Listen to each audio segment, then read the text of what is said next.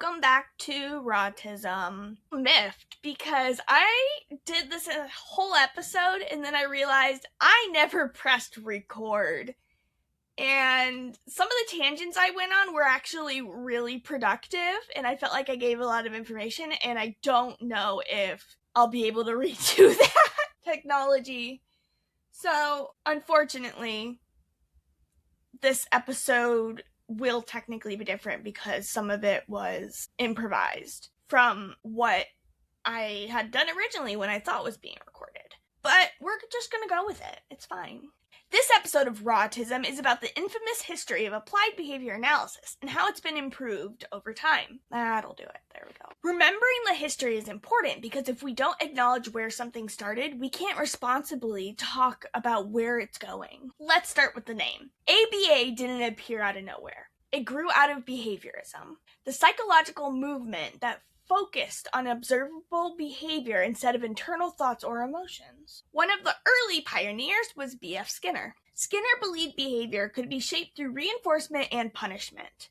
That framework became the backbone of modern behavior analysis. On paper, it was scientific, measurable, structured. But here's where it gets complicated. Early days.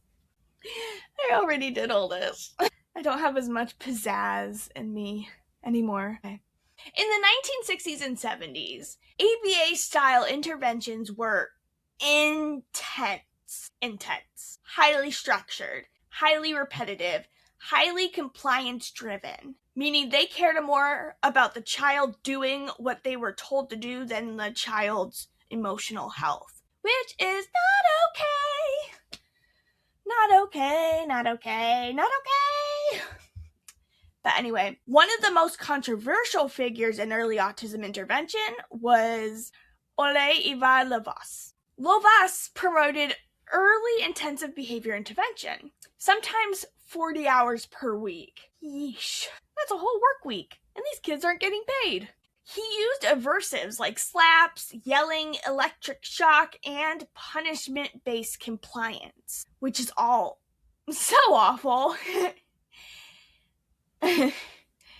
That happened, and we don't get to pretend that it didn't. Just like the Native Americans in Peter Pan and the Siamese cats in Lady and the Tramp, history isn't always accurate or pretty. Some things are just a product of their time. The goal back then was normalization, not quality of life. The idea was, if they could make autistic children appear indistinguishable from their peers, we've succeeded. Regardless of methods and its effects on the child, regardless of methods and its effects on a child's mental health. They wanted autistic kids to be indistinguishable to holistic kids. That's not possible. Our brains are wired different. You can't just undo that. The biggest problem was that focus wasn't on regulation or understanding. It was on forcing them to fit an impossible mold.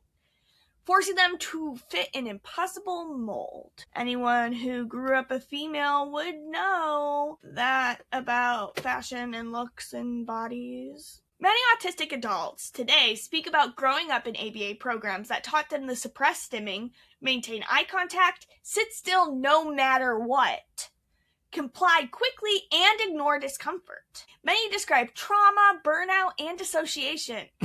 Welcome to my childhood. But when autistic adults criticize ABA, they're often dismissed. That's a mistake. You don't ignore lived experience just because it complicated your profession. As an autistic person working in ABA therapy, I don't waste any energy defending the past transgressions of those who came before me in this field. They don't deserve that. They don't need me to defend them.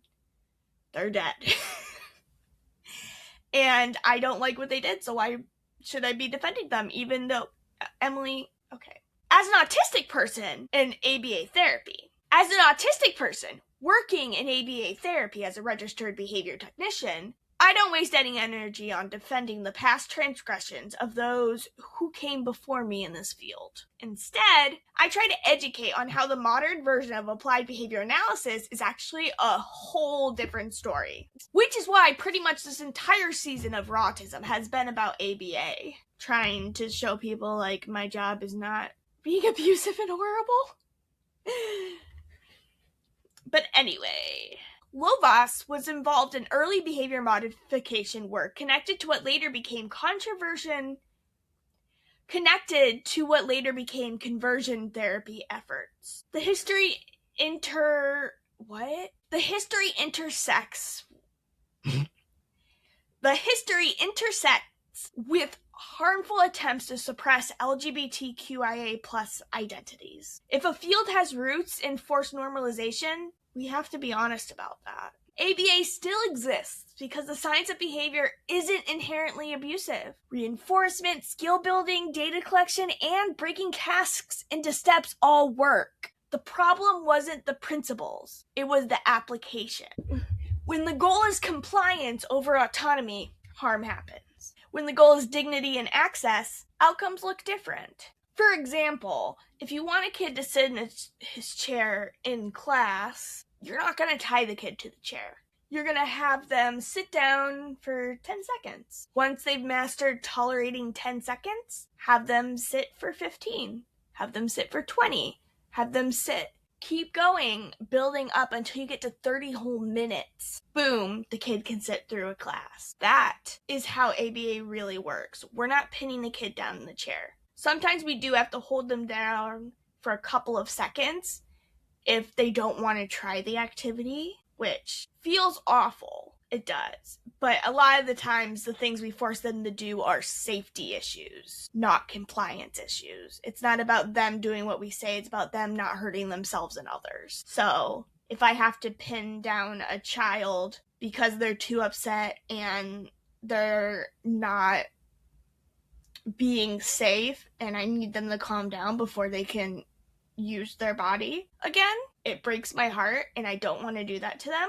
But I also know that they could hurt themselves or hurt others or destroy things, and then it would make everything worse. So if I get punched or kicked in the face, as long as it doesn't break my glasses, which I've been lucky about so far, that's a part of the job. That's a part of the job. The kids don't always understand that we're trying to help them, and we can explain it a bajillion times, but they don't always have the processing to be able to understand it the way we do, which is okay. They don't have to. Most of the kids are like preschool age, kindergarten, maybe starting first grade. That's usually when ABA starts. That's when it's the most effective, is when they're young. You may be thinking, well, is modern ABA really that different? In many places, yes. Ethical contemporary ABA emphasizes positive reinforcement over punishment, teaching communication instead of suppressing behavior, functional behavior assessments, consent and assent, neurodiversity-informed practices, collaboration with families, respect for stimming, and focus on safety and quality of life.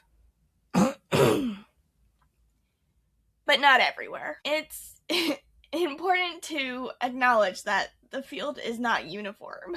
There are incredible practitioners, and there are outdated programs still running on 1970s logic.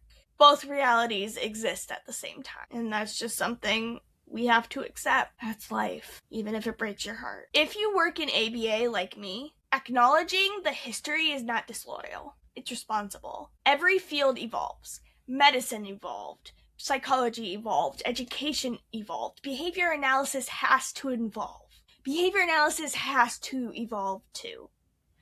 And it only does that when practitioners are willing to listen to autistic voices, especially the critical ones. Constructive criticism is one of the best things for someone wanting to learn and grow. Don't forget to reflect on the past. It's required for growth. Next week on RAW-tism, we're going to discuss sensory issues and sensory activities. So look forward to that.